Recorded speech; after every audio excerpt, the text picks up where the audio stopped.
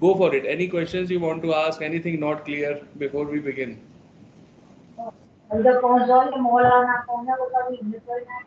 Jay, I'm muting you, right? Uh, Feel free to unmute yourself, anybody, whenever you want to ask any question. Okay, I'll proceed then. In the morning, we covered 4 dimensions of service management. This is the topic that we were covering in the morning. So I'll briefly touch upon it so that you get the basic understanding. So this is a new concept which has been introduced in ITL 4 called four service management, focus areas that we call, in ITL 4. So it is very important that we understand these four, focus areas and understand how they work because, whenever we talk about 4 dimensions of service management, 4 things come into play. So people, process, technology, everybody knows. But if I translate into ITL4 terminology, it works like for people, they have a mapping for organizations and people, which is the first dimension of service management. For processes, they have a mapping for value streams and processes, which is again the second dimension of service management. And for technology, they have information and technology. And the fourth dimension is partners and suppliers, where they are now considering external partners also, which are who are helping you in order to deliver the service which you are delivering, right? So this is all the aspect for fourth dimension of service management. In the morning, we covered organization and people, information and technology, then we covered partners and suppliers. Okay, these 3 things we covered in the morning. Now we will quickly go to value streams and processes. Value streams and processes is a new concept which has been introduced in ITL 4. So what exactly is a value stream? So value stream, when we say, is nothing but a set of activities, okay, a set of processes that are needed to deliver the service to the end consumer. For which, what are the processes, what are the activities that we need to do come under value stream. Okay, so when we talk about the fourth service management dimension, value streams and processes, we need to identify which kind of processes, which kind of practices are needed to deliver to the, in order to provide service to the customer. We need to identify that. Okay, what are the steps which are needed in order to deliver a product, in order to deliver a service? Okay, and accordingly, as per those steps, we need to identify which practices. We'll come to practices also in ITL 4. I'm sure you must have heard about, incident management, problem management, change management, things like that, right? So in ITL 4, all these things are called as practices. So in order to identify which practice will be related to which steps and in which sequence, you need to understand what are the sequence of steps that you want to understand in order to generate the output, the value for a customer. Let's say, if I give an example, if I talk about the food delivery app, the very, the most common example that I take in all these sessions, I need to understand as a service provider what kind of steps I have to take, what kind of things that I have to go through in order to deliver that app, in order to support that app, in order to make sure that the customer gets bug fixes on time, things like that. Okay, so it's my responsibility to understand and to identify which all processes are involved in order to deliver a service to the customer.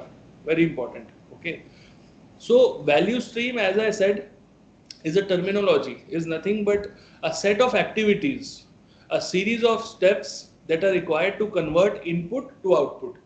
That's it. So value stream is nothing but a series of steps that you need to perform in order to convert input to output. And as per these value streams, as per these processes, it's your responsibility to identify which practices will come into play. Okay, we'll cover practices individually in the future sessions because practices are a lot of practices. I think 34 practices are there. A lot of practices are there. So from them, which practices we need to cover, we'll all discuss in the future lessons. But for understanding point of view, you have to understand how the process is working. So this functionality is coming under value streams and processes dimension, okay, in ITL 4. So how can you understand? Now this would be another question that anybody can ask. So in order to do that, you have to understand two things. First thing is, what is the customer requirement? What is customer needing? What is customer asking you? What is its demand? And this requirement will come as an input to you, and the output will be the service delivery or the product delivery. The end product will be the output of this process, and output can be in the form of products or services.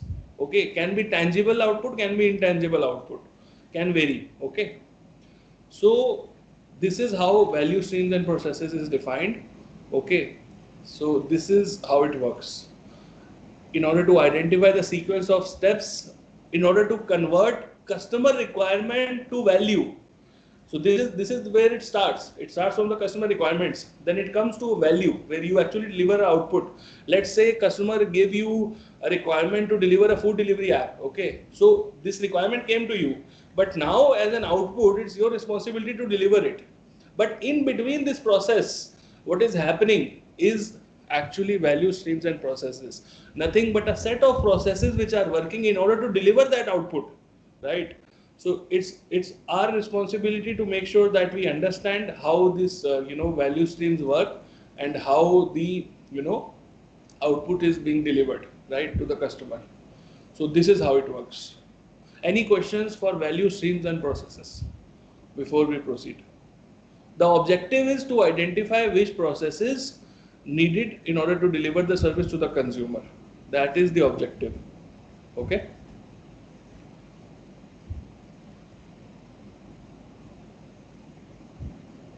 Yeah, So, love. yeah, So in the customer food delivery app, okay, I just want to reconfirm again. Like in software development of app is a various process. So in organization, first step we will identify the what kind of resources we need to develop the app, and like in second phase on which technology we will develop it. right, right, Oh, okay. And value streams, as per my understanding, I think we need to do the research first, like on the which Android platform we will deploy it, or what kind of steps we need to follow it, or what instruction we need to send to customer to understand it. And partners and suppliers. Let's take an example in food delivery app. We have a payment gateway partner, because we are not developing any payment gateway to take the payment from customer side. Let's take an example. We have collaborated with the Paytm or Rezro Pay to inbuilt the payment gateway. So these are is it correlated with this four phases? right, right. You're understanding that right. I'll drill down more in order to elaborate that point, Shivkant, to make it more clear. Okay. So I'll take another Okay. example. Okay. Let's say that I am a startup company. Okay. Understand this example. I am a startup company and I want to hire help desk resources, service desk resources in order to support my staff. Let's say I have 500 people, 500 employees working for me. Okay. So I go to you. I say that I need incident management service from you, and you are the service provider. So you get an input from me that I need incident management and request management. The two primary functions of any service desk team are incident management and request fulfillment, right?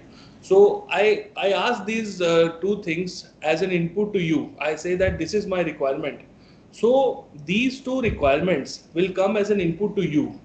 Now it's your responsibility to figure out what all processes you have to follow in order to deliver this to me as a customer. For example, first thing you have to do is you have to hire the resources. There would be a process for that, right? Second thing, you have to make sure that the resources are skilled. Third thing, you have to make sure that they understand my environment and are completely familiar with what I'm trying to deliver to the customer, right? So all these things are a part of value streams, nothing but a set of activities that you are following in order to deliver the output, right? Yeah, right. Thank you. Yeah. Got it. Yeah. Okay. Okay. Any questions? Any other questions? Okay. So I think I sent a photo in the morning, a diagram where I tried to elaborate this point. The four dimensions of service management. If you will see that picture in WhatsApp group that I shared, on the borders of that picture, you will see political factors, economical factors, social factors, technology trends, environmental trends, and legal trends. So this is called a pestle model. Now you should ask, what is a pestle model? A question will come for sure in the exam. Pestle model. What is pestle? Okay. So now let us understand what is a pestle model and why it is so important. So when we discuss these four aspects of service management, the four dimensions of service management, the four focus areas of service management, there are external factors that might limit your ability to serve the customer. Okay. So these external factors are coming under pestle model. What kind of external factors could be there? Okay. Political factors could be there. You might be challenged by any new political reform that has come into play from the government side, because of which you are not able to deliver the service. Could happen, right? Economic challenges. For example, it's not cost effective for you anymore to deliver it, and you're not able to generate any cost for your organization. Again, you will get challenges. Social challenges. Maybe there would be a case where your workers are not feeling too happy to go to the client side. Could happen. Social challenges. Technological trends. For example, someday I'll go back to the same example. The client comes back to you and he says, "Now, boss, I don't need your incident management and request fulfillment services. I have got a tool. From that tool, I can simply do it myself. No need for your support. You can take back your resources." Can happen, right? Technological trends. Somebody launches an application, it can happen. So these factors, environmental things can happen. Like these days, as we all know, the environment, is, we are observing what is happening across us. Nothing in our control, but is happening, right? So anything can come up. Legal challenges could come up where you are trying to support a customer who is doing financial transactions in his environment. So you have to make sure, first of all, that you comply with PCI DSS and all the compliances, first of all, regulatory. Otherwise, you will come into trouble later on. So things like that, will come into play.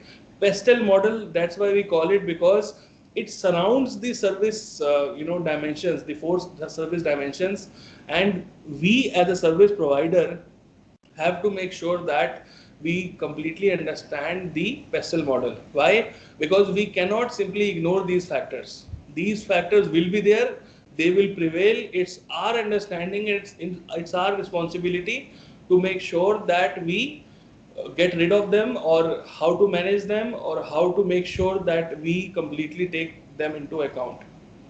So this is what is pestle model. Anybody has any questions, you can ask me. So if you'll see that picture that I shared this morning, it has all the political factors, economical factors, all there is there. You can see that.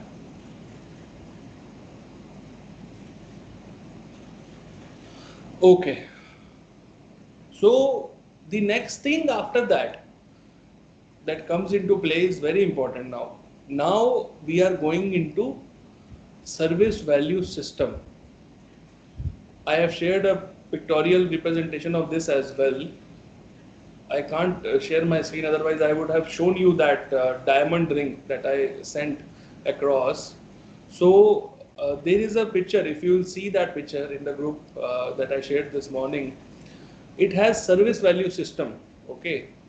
So what is a service value system? Another new concept that has been introduced in ITL 4 called service value system. Service value system is nothing but a system to convert inputs into outputs. That is a service value system. First of all, understand that. Okay. Input would be nothing but, as I said, input would be the customer's requirement to build an app. Input will be the customer requirement to build an app, food delivery app, and output will be the value that you are delivering to the customer. Okay, that's it. So this is how service value system works. Okay, and all the activities, whatever you will do in your entire service provider organization will revolve around the service value system. Why? Because the entire concept is the same. Input is customer requirements, output is the value that you're delivering to the customer in the form of services. Okay, now if you go back 5 minutes, what I was saying was value streams. Now these two terms are confusing. One is service value system, one is value streams. Okay, when I said value streams, I said set of processes, like we mentioned. So now when we talk about service value system, we say that we are converting input to output. What we are trying to refer is we are doing that in the service value system, but how we are doing is because of value streams, because how this input is coming into output because of processes which are flowing between them. So these processes are nothing but value streams. So service value system comprises of value streams. Very important. You can ask me any questions if you want, but this is important. Okay, you need value streams in between in order to convert opportunity or requirement into value. You need a set of processes. Okay, that is how it works. Input to the service value system can be in the form of opportunities, requirements, or demands. Now, what is the difference between an opportunity and a demand? Anybody? Important, because this is in that diagram that I shared. This is how the entire concept works. What is the difference between an opportunity and a demand? Anybody? Opportunity and demand.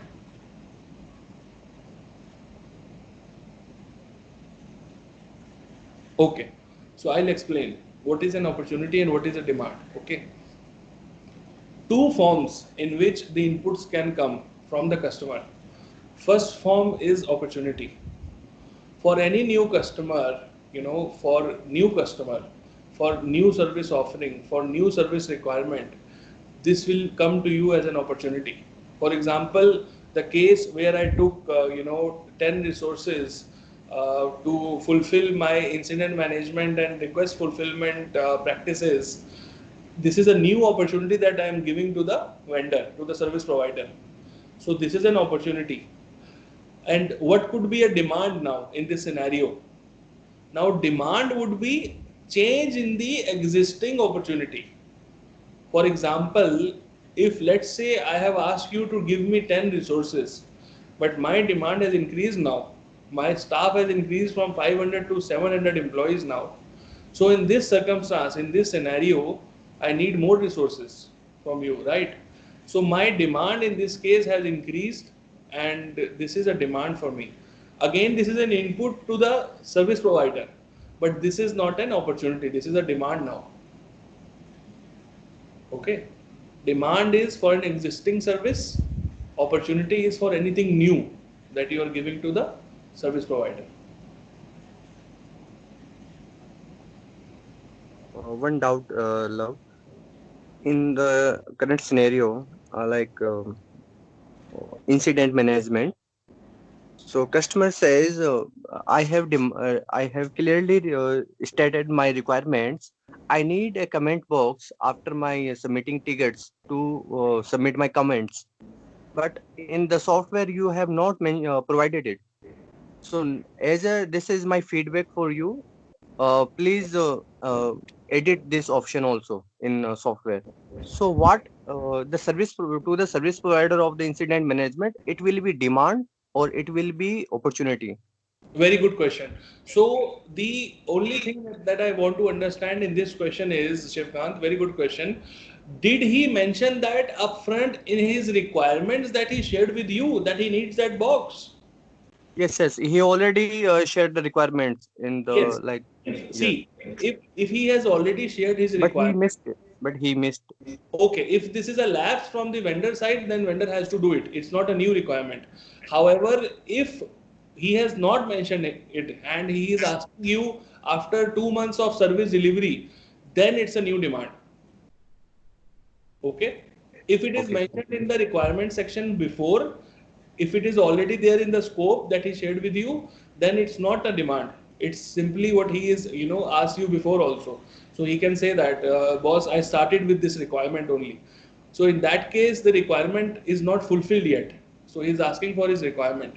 But in case he brings up, let's say, two more chat boxes, now he says that he wants to make a app for all his users who can, simply go to their, app store and download this app.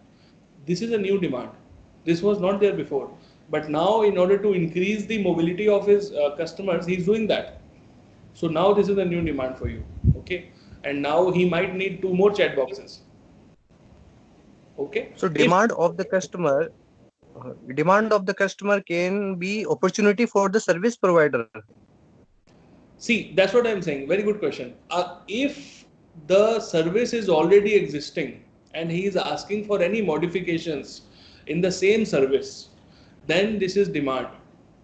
Okay. And if there is a new opportunity where he is, let's say, setting up a new office altogether or asking you for change management now, after the incident and the request fulfillment, now he is asking for change management. So this is a new opportunity. However, if he is asking you only to tweak or modify the existing services, then this is a demand. Okay? Oh, okay, thank you. Yeah.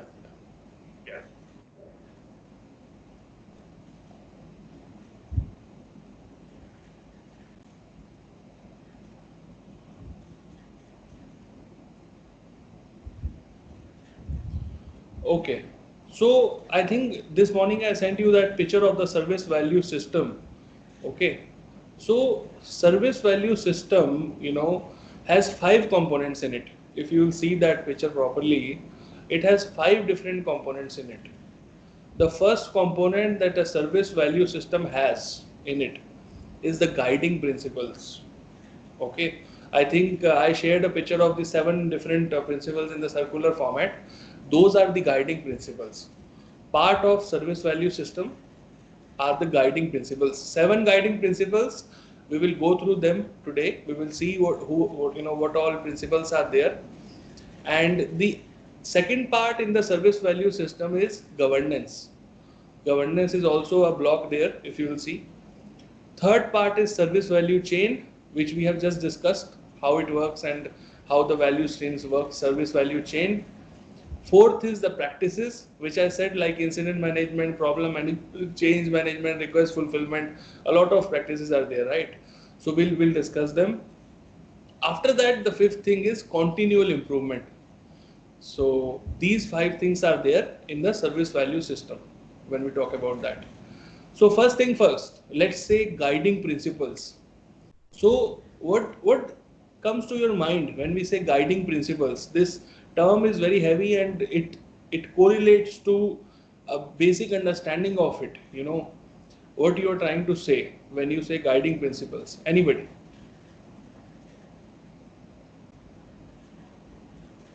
What is guiding principle? Just basic understanding.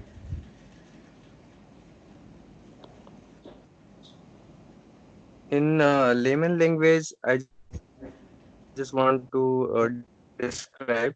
Like guiding principle is like set of instructions, intention, and like direction. Like from where you to start. You will need to define a scope for where you need to implement it first. Then what step you will follow, and any kind of approval request, the all the activities need to be well defined. Yes, very close. Anybody else? Guiding principles.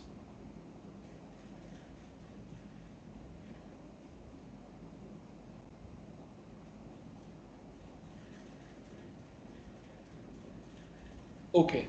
So As I said, 7 guiding principles are there, right? We'll discuss all of them one by one. But first of all, let us understand what is a guiding principle. Guiding principle, as the term says, is nothing but a set of principles, a set of rules that an organization can adopt, okay, as per their environments and needs. Okay, so these are suggested guiding principles that ITIL 4 is offering to you, and you have to analyze your environment and you can follow them as per your environment and as your needs. If you think that out of the 7 guiding principles, 4 are suiting to your requirement, you can follow them. If, for example, out of the 7, only 1 is suiting to your requirement, you can follow that, right? So these are suggested guiding principles which are being suggested by ITIL in order to make sure that the set of rules, if falling under your environment, we'll discuss that how you can differentiate whether it's falling or not. So you need to then roll out these as a set of policies in your environment so that you can ensure that these are followed. Okay, and these guiding principles will govern the service value chain activities. Now I will elaborate on this very important point. So we understood that from a customer requirement point of view, I got a requirement for a food delivery app, right? And the input came as a food delivery app and the output came as a app, right? In between this, there is a lot of processes, right? A lot of value streams are created in between, because of which I can get the output, the requirement, right? Now, in order to make sure that these processes are followed properly, I need some set of rules, right? I need some policies in place to make sure that these processes function fine. So that's where guiding principles will come into play, right? So that all the value chain activities, the value stream, this, everything, the set of processes, the set of activities that we discussed, all these, guiding principles actually show them the path, and they should follow the guiding principles. You should not deviate from the guiding principles. That's the entire objective behind that, right? So 7 guiding principles are there, as I mentioned. First guiding principle is focus on value. Second guiding principle is start where you are. Third guiding principle is progress iteratively with feedback. Fourth guiding principle is collaborate and promote visibility. Fifth guiding principle is think and work holistically. And sixth guiding principle is keep it simple and practical. And seventh guiding principle is optimize and automate. These are the 7 guiding principles which are there. Very important. We'll discuss them one by one. I'm not sure whether we'll be able to cover all of the 7 today, but of course we'll try. Okay. So first one is focus on value. Very simple to understand. The objective here is to focus on value and to optimize the existing processes which are there, right? So in order to ensure whatever we are delivering is aligned to the customer, needs and requirements, the objective is to make sure that we optimize whatever we are trying to deliver. Okay. So how can we optimize? There would be a question that you would be thinking that Love is simply saying that we need to optimize. That is the objective, but how will we optimize, right? So I'll give you an example. Let's say you must have heard about CSAT. Okay, CSAT, customer satisfaction score, right? Let's say I am giving you that incident management and request fulfillment support to your users, but somehow your CSAT is dropping. Your customer satisfaction earlier used to be 95%, but now it has come to 62%. So why this drop?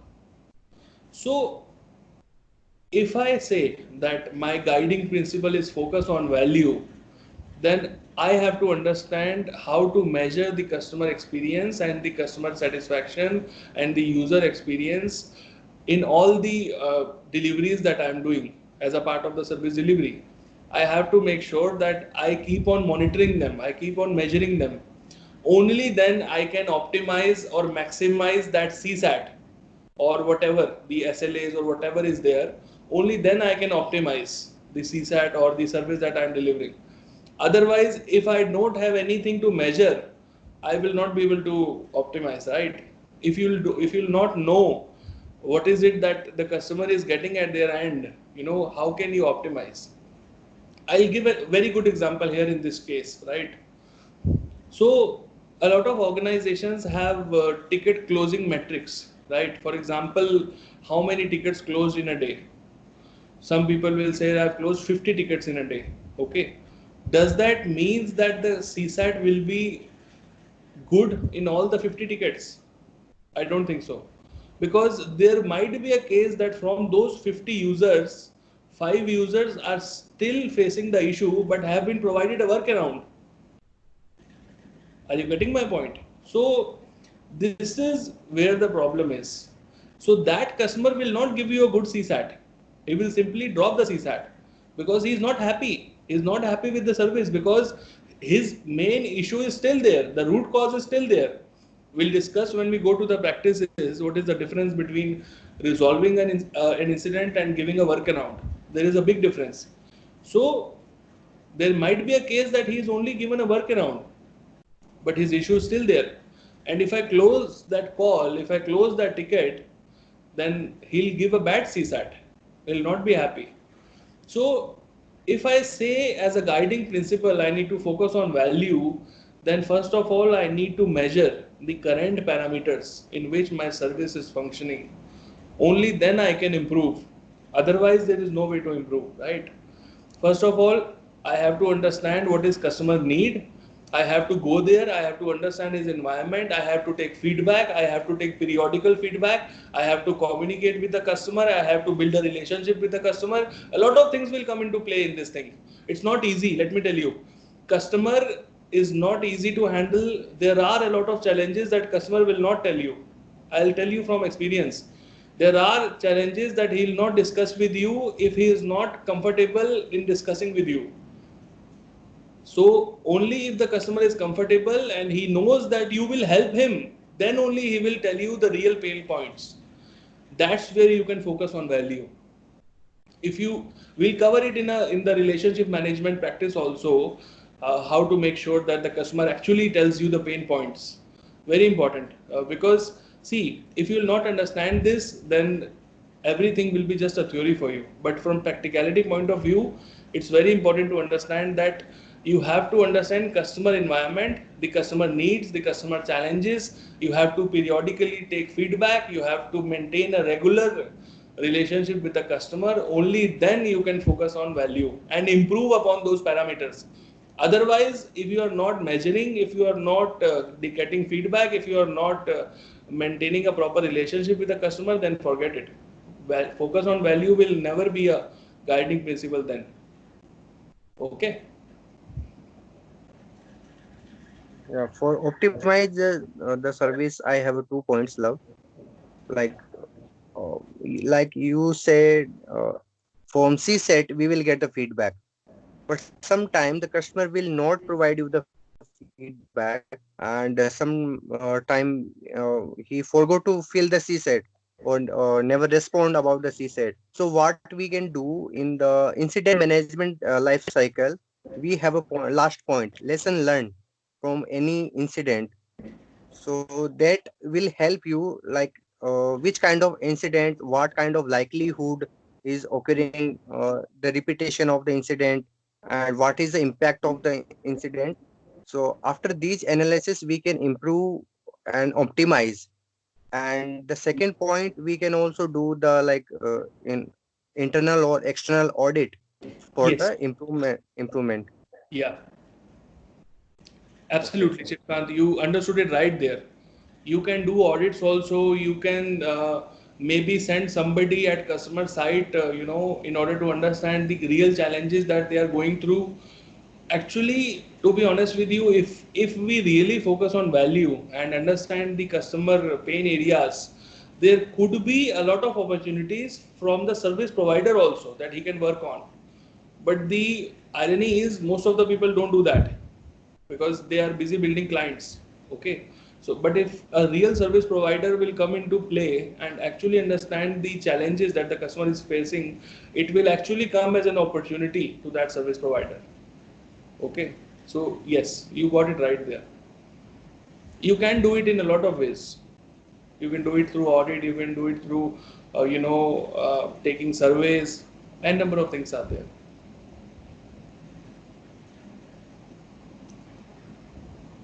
Any other questions before we proceed to the next guiding principle? Very important. Focus on value.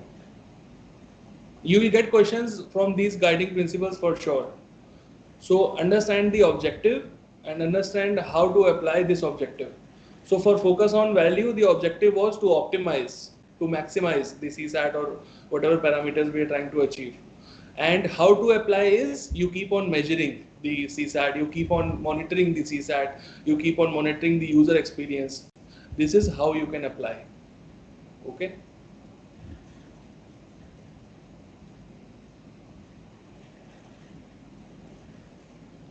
Okay.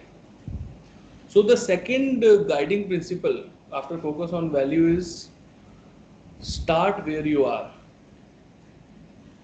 Start where you are. Very important principle. Start where you are. What is the objective behind this guiding principle? The objective is, you can write it down if you want, reusability of all the existing resources. Reusability of all the existing resources that you have is the objective. Start where you are. Okay. What do I mean by resources now? When I say reusability of the existing resources, what do I mean by resources? If you remember, I said three types of things, three types of resources: people, process, and technology. These are the resources. Okay. Reusability of the existing resources is something which comes under start where you are. What do I mean by that is, we need to have optimized usage of these resources. Okay, we have to make sure that these resources are completely utilized, and if not, then we have to reutilize them in some or the other way. Okay. Now again, in the start where you are principle, how you can apply is, you need to understand what is the current utilization of resources. I'll give you an example here in this case. So let's say you have provided a server to the client, and the server has 64 gigabytes of RAM. Okay, 64 GB of RAM in that server. Okay, 64 GB of RAM in that server you have provided to the client, and after 6 months the client comes back to you and says that the server is very slow. What you have given me, it's not right.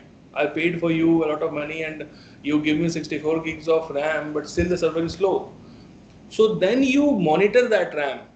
Then you ask the customer to produce the output in front of you so that you can monitor that memory usage of that server.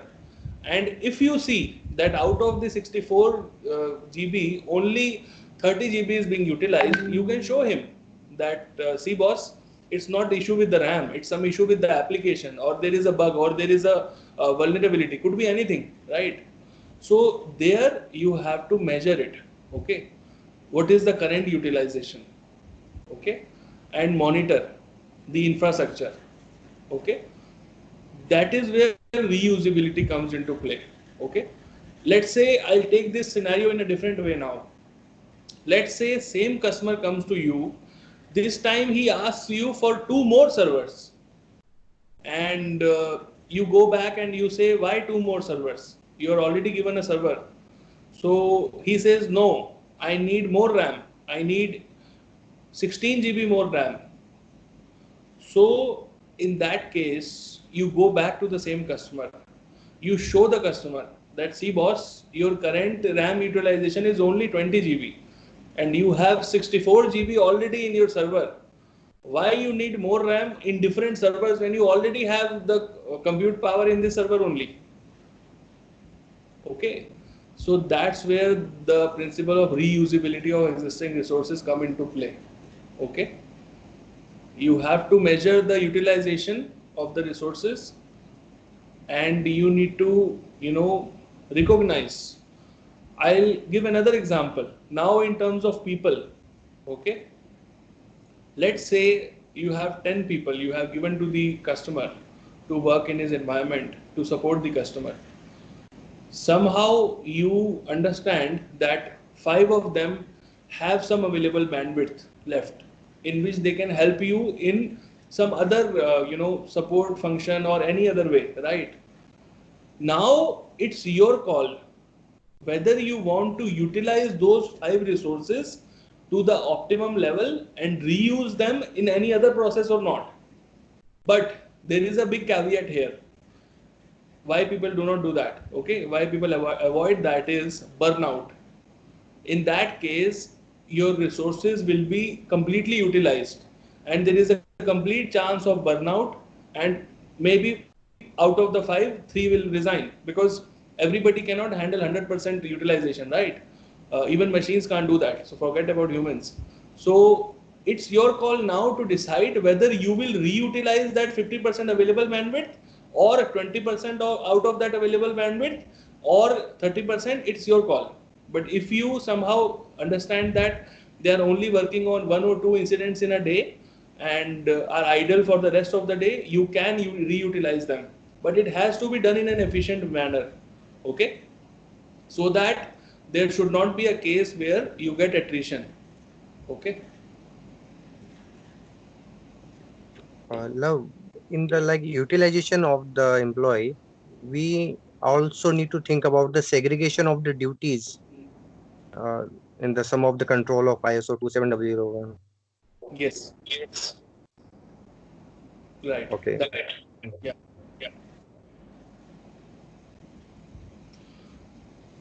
Okay. Any questions on this? Start where you are. Reusability of the existing resources. Very important. Because if you will not understand this and you will keep on adding people to the customer environment, or you will keep on adding resources to the customer environment, or you will keep on adding the compute power to the customer environment, he'll say, boss, you keep on delivering what I am asking you, but ideally you should also analyze whether I need that or not, right? Or somebody from that organization will highlight that this vendor is just trying to use you and he is not delivering proper services. Why? Because he has some available resources, he is not reutilizing them. He is asking you to pay for more and more resources. So this is where start where you are principle comes into play. Okay.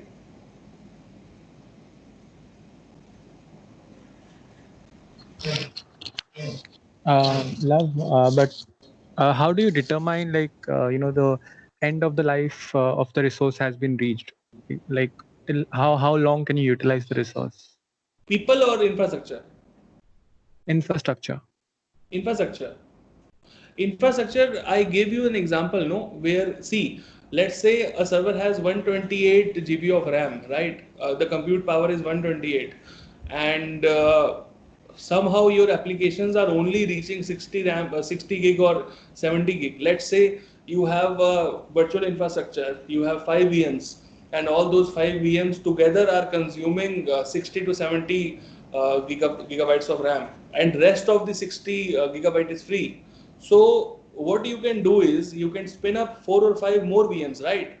So in that scenario, if somebody asks to the vendor that I need a new server altogether, so that's where vendor needs to jump in and understand why he's asking that. That is the whole point. Okay, yeah. Yeah. Because otherwise he'll simply say that, boss, you are keeping on delivering me servers. However, you're not understanding my requirement, or you're not understanding my current infrastructure. Because the first thing that any infrastructure technician will do is try to monitor what he is doing at currently, right? And there, if he sees that there is a lot of bandwidth available in terms of RAM or compute power, He'll simply say, boss, you don't need a new server. Yeah. Okay. So, yeah. Love, hi, this is Amir. Can you give me one more example on this with regards to people? You gave an technology. Yeah. One more example on people or something. Can we discuss one more example? Sure. I'll do it right away. Yeah. See, it's a little bit tricky for people, Amir. I'll be honest there because, as I said, people there might be different challenges here, but I'll still try to answer that There- question. Yeah. So let's say there are account lockout issues that the incident management team handles, and you have a thousand users of environment where you are supporting 1,000 users. So every day, on an average, you get from 1,000 users, on an average, from the experience that I have, you will not have less than 50 to 60 account lockout tickets on a day-to-day basis, right? These much tickets will come, no matter what you do, because sometimes people will lock out their accounts, sometimes they will enter bad passwords, sometimes they will, lock them out of something. So it will happen. Minimum is 60 to 80 tickets per day. They will come in the account lockout scenario only, maybe more than that in some scenarios. Okay, so now you have 10 people handling 1,000 people in your help desk support or the service desk support, right? Now out of those 10 people, let's say 7 of them handle those 60 calls, and remaining 20 calls are only handled by 3 people, right? So you can clearly see that from the distinguishment, if the issue is same and one set of people is handling it differently and the remaining set of people is handling differently, and considering Shiv Khan's point also, their job responsibilities are same. So in this case, you can clearly see that they have some bandwidth over there. Now comes the second question: can you reutilize them in an existing infrastructure project that you are handling, or you can utilize them in any other procurement function or any other function for that matter, right? But now your big challenge would be, if there is an application outage and from 1,000 people you get 600 tickets, what you will do in that case? Because for now you can align them to any other task temporarily, but since help desk and service desk functions are very critical, so there, you need to make a call whether you want to permanently allocate them to a different function or a different, project, or you can temporarily assign them to a different project. Why? Because it might be a case where, you know, they will be on 100% utilization, especially in case of an outage. Because whenever an outage will happen, the issues will already be so much that they won't be even getting a second. Sometimes they might have to skip lunch also, right? So in that scenario, you will invite attrition into that. Yeah, that explains it. Thanks. Yeah. So that's the play out there, and it's very. I mean, the most challenging part is resource only. I would say infrastructure is easy to manage. It's infrastructure and process. We don't need to. I mean, understand it's pretty easy to manage. Yeah. Only thing challenge comes at when you are having people who thinks they are not utilized, and you Yeah. give them to a different team to have your what keep them busy, keep them occupied with work. Yeah. And when an outage comes, we have to take them back. We have to make the other people drag out of shifts. Yes, this is very critical and very difficult to manage sometimes. Yeah, absolutely. Very valid question there. Okay, I think we should end it here. Any more questions you can ask me? But yeah, go Yeah, for it. that's fine. As for today, we have understood clearly. Okay. We'll go through these slides. What you gave me actually a morning. I didn't get time. I'll go through all the slides what you gave, and maybe next session we'll have more detailed discussion because Yeah. the service value chain diagram, it has many things to Yes. discuss. If you start it, it will not end actually. Yes. So yeah, we'll keep it short and we'll keep on discussing other sessions. But yeah, you're very good, Love. I mean, the way you explain is very practical. It's not theoretical what you do. So that's why I always approach you. So we are in a good path. If we follow you, we can have a practical understanding. I can't hear you, Amir. You're lost. I think the connection is lost in between. Okay, is it audible now? Yes, better. Go for Yeah. it. Yeah, that's what I was saying. Like what we are doing is correct. Actually, you are giving a practical example rather than, I mean, theoretically we can read anywhere, but the session what you giving us is very valuable sessions. So please Yeah. continue the good work, and Sure. Sure. we'll be here to support you. We'll be here to support you in whatever Yeah. way you want us to. We'll support you. Sure. Sure. Especially during the time we are under lockdown, I'm more than happy to deliver this. Yes, yes. See, Yeah. practically, I mean, theoretically, even I have read many things. Okay, even I am from service management, but practically, when we are discussing, I am coming across many scenarios. What I have been through. This now, what example I was discussing, I wanted you to discuss was Yeah. this was the scenario which I already had experienced.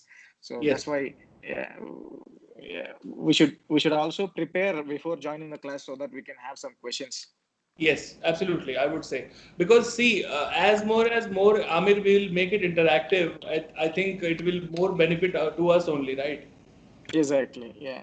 It's not like Yeah. simply you want to watch the video. It's like we should have an interactive session. Yeah, absolutely. And thank you for joining, I would say, and most welcome for any questions in any session, right? Yeah. So, yeah, we'll conclude it there then, if no more Yes. questions. Okay, Yes. okay. Thanks. Thank you. Thank you for joining, everybody. Thank you. Welcome. Thank you. Bye bye. Okay, bye-bye. Bye.